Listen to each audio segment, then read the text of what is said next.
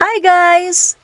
Alam niyo ba, there are two major reasons why you should avoid toxic people.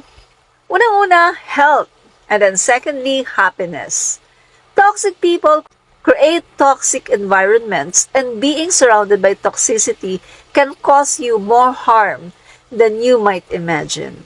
No? So, totoo ito mga guys. No? Totoo ito.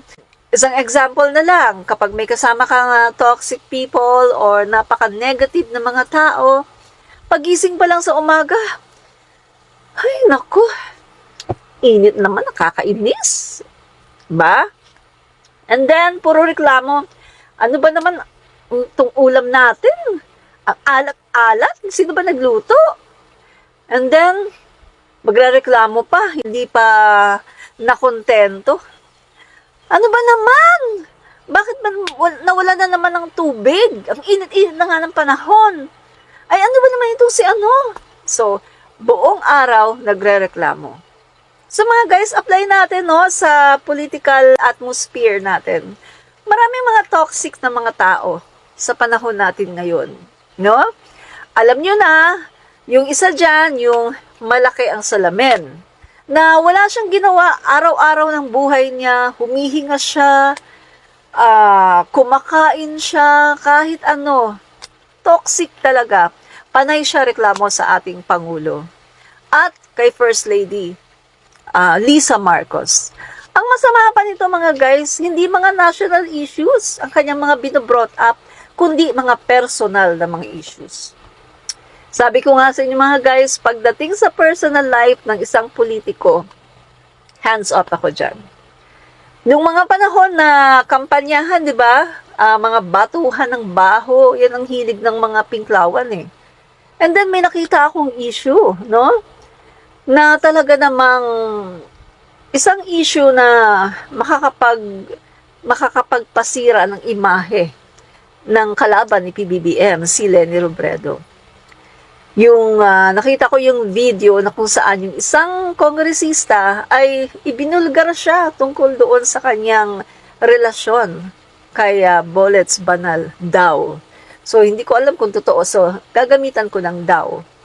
So, nung nakita ko yun, sabi ko, ay, hindi ko na yun ipopost. Kasi, personal niya yan eh. Wala naman akong pakialam dyan. Personal life niya yan. 'Di ba? So, yun yung mga guys yung sinasabi ko. Mga personal life na buhay ng ating mga politiko, no? Particularly ng ating presidente ngayon. Hindi na natin dapat pakialaman yan. Taong presidente natin, no? So, meron tayong mga flaws, meron tayong mga pagkakamali, hindi naiiwasan yan. Tao tayo mga guys, hindi tayo perfecto. Yung babaeng malaking salamin, walang ginawa, kundi tuligsain ang ating presidente at saka si FL Lisa Marcos. Ang tanong ko sa kanya, perpekto ba siya? O wala ba siyang nagawa sa buhay niya na hindi maganda? Perpekto ba ang buhay niya? Kung titingnan ko pa nga lang siya ngayon makikita ko, madami na akong makukomento na hindi maganda. No? Yung kanyang pagiging social climber. Diba? Social climber siya. Pumunta kayo sa kanyang page. Wala siyang pinakita doon. Yung puro mga kabonggahan, na bongga siya, na mayaman siya. Pinapakita niya na kunwari yung lifestyle niya, ganito siya. Panay pasyal, panay ang inom ng kung ano-ano, panay ang shopping, at kung ano-ano pa. Pero deep inside, baon na pala yan sa utang. No? So, hindi ko na yan pakikialaman. Nasasabi ko lang ngayon kasi doon sa ginagawa niya sa ating presidente at kay FL Lisa Marcos, masyado niyang pinipersonal. Ang sabi ko nga, makikinig at manonood kayo sa ganyang klaseng vlogger. Yan ang papakinggan nyo talaga at papanoorin. Yung finifeed sa inyo, puro pagmamarites, puro mga reklamo, mga personalan na national issue ba yan? Hindi naman national issue yan Walang pakialam ang taong bayan dyan. Diba? Meron pang si Kuting daw ng Norte, meron pang inanakan ng pinsan, kung ano ba? Ako nga na supporter ni PBBM, na talagang supporter at hindi bumabaliktad. Hindi ko nga yan alam. yung mga pinagsasabi niya, saan ba niya nakukuha yan?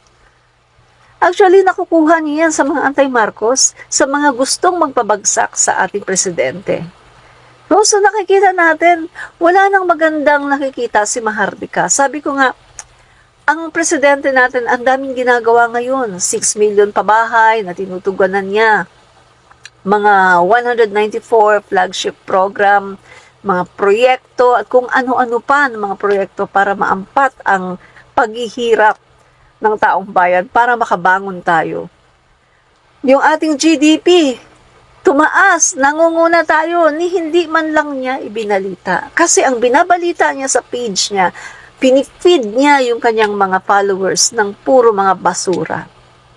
Kung ikaw matalinong followers, hahayaan mo ba na ang i-feed sa'yo ng iyong ng sinusuportahan mo ay puro basura? Puro mga personal issues? Alam niyo mga guys, kung ano ang inyong pinapanood, yun kayo. Kung mahilig kayo sa mga pagmamarites, mahilig kayo sa mga pangachismis, kung mahilig kayo sa mga paninira, kung yan ang inyong madalas na pinapanood, yun kayo. Yun ang inyong pagkatao. Pero kung ang pinapanood nyo ay yung mga positive, yung mga marunong mag-weigh, mag-balance, kapag mali ang gobyerno, tuligsain, pero kapag tama, palakpakan at talaga namang ibalita.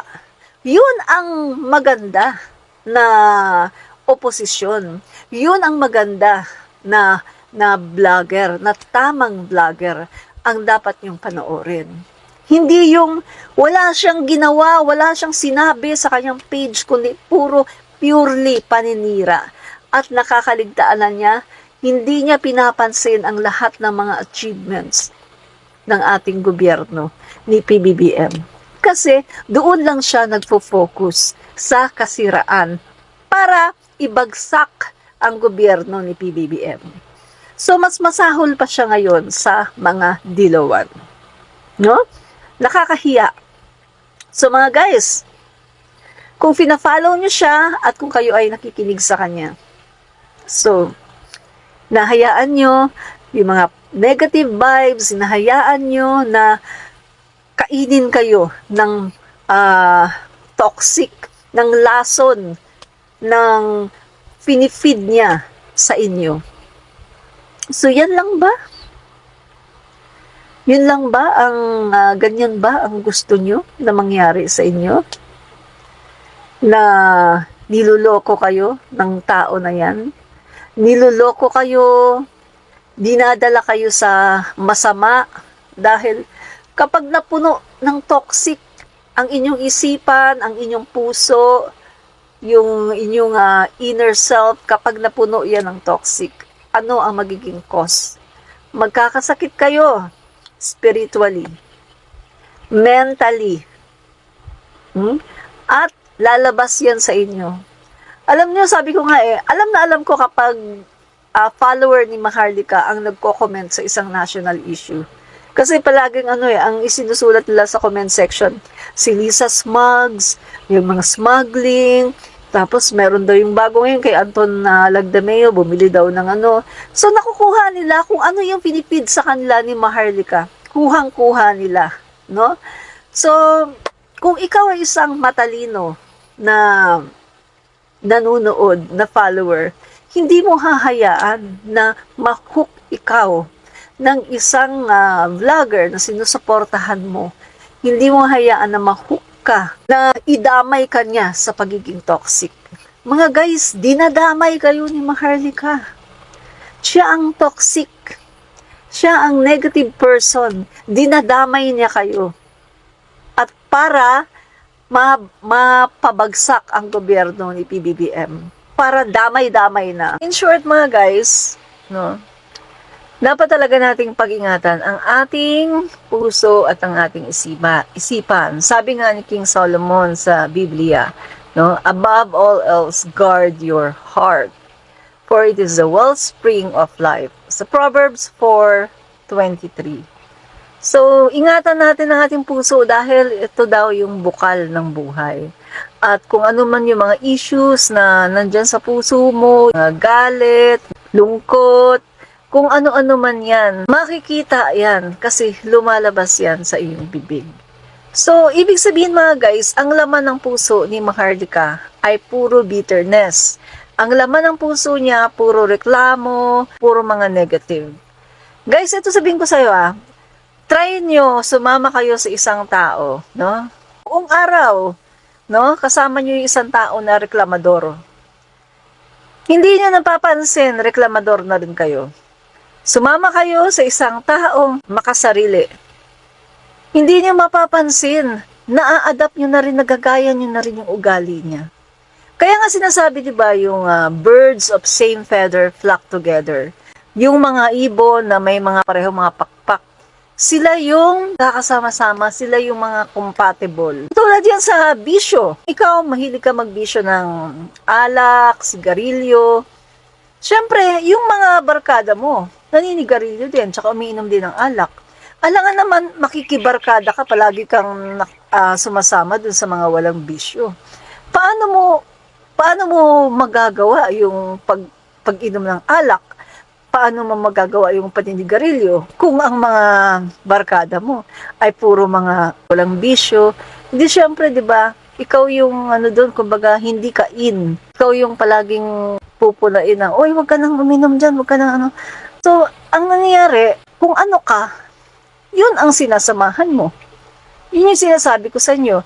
Kung mahilig kayo sa chismis, kung mahilig kayo sa paninirang puri, papanoorin nyo, magiging follower kayo ni Maharlika. Mahilig kayo sa Bible verses, kung mahilig kayo sa very religious kayo, papanoorin nyo yung mga vlogger na yung mga binablog tungkol sa mga sa religion, tungkol sa Christianity, tungkol sa Bible. Kung kayo naman ay mahilig sa pagkain, syempre, magpa-follow kayo at papanoorin nyo yung mga vloggers na about food, yung kanilang binablog. At kung kayo naman ay mahilig sa politika, pero ang gusto nyo ay yung vlogger na fair, yung vlogger na kapag may mali, tuligsain.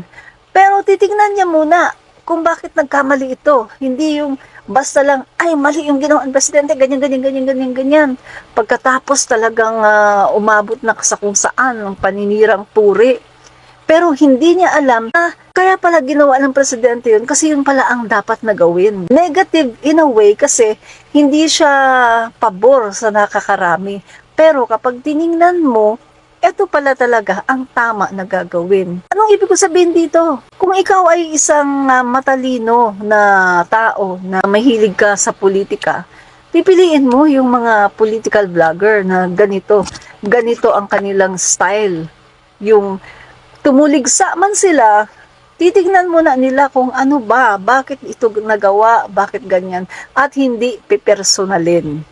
No, hindi pipersonalin, kundi nakastick lang talaga sa national issue. So, yun ka. Kung mahilig ka sa chismis, yun ka. Yun ang papanoorin mo. Kung mahilig ka sa paninirang puri, yan ka. Yan ang papanoorin mo. Si Maharlika. Kasi, ang mga sinasabi niya, puro mga personalan, Lisa Smugs daw, may pulburon, tapos may sinasabi pa siya, nagbe-vape daw. At pakialaman mo si Lisa Marcos kung mag-vape. Si Noynoy Aquino nga, naninigarilyo chain smoker.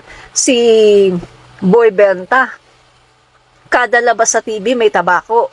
Bakit mo pakikialaman si FL Lisa Marcos kung nagbe-vape siya?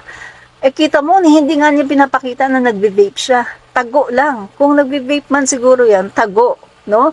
So, ibig sabihin, hindi siya ganun ka-addict, no? Hindi siya addict sa vape kasi natatago pa niya. Unlike kay Boy Benta, si tabako, talagang harap-harapan, kahit saan magpunta may dalang tabako. So, ano sinasabi ko dito? Kung magpapatuloy kayo na manunood kay Maharlika, sorry na lang. At the end of the day, magtataka na lang kayo, negative person na kayo. At baka makatch pa kayo ng sakit sa puso o kung saan mang parte ng inyong katawan. Kasi too much toxic sa katawan. Nagkukos yan ng sakit. Yan, sabi ko sa inyo, hindi ako nagbibiro. Science. Proven yan. Proven yan sa science. Ang health natin ay apektado kapag maraming mga toxin na pumapasok sa ating katawan. Apektado ang ating health. At kapag pinapapasok mo ang galit, pinapapasok mo yung mga puro reklamo ng reklamo, everyday, mga masasamang pag-iisip, no? Na wala namang basihan. Sabi ko nga, kung may basihan ka, pumunta ka sa korte, magdemanda ka. Pero wala naman silang basihan. Hanggang talak na lang, no? So, ito yung sinasabi ko. Ingat kayo, mga nagpa-follow kay Maharlika.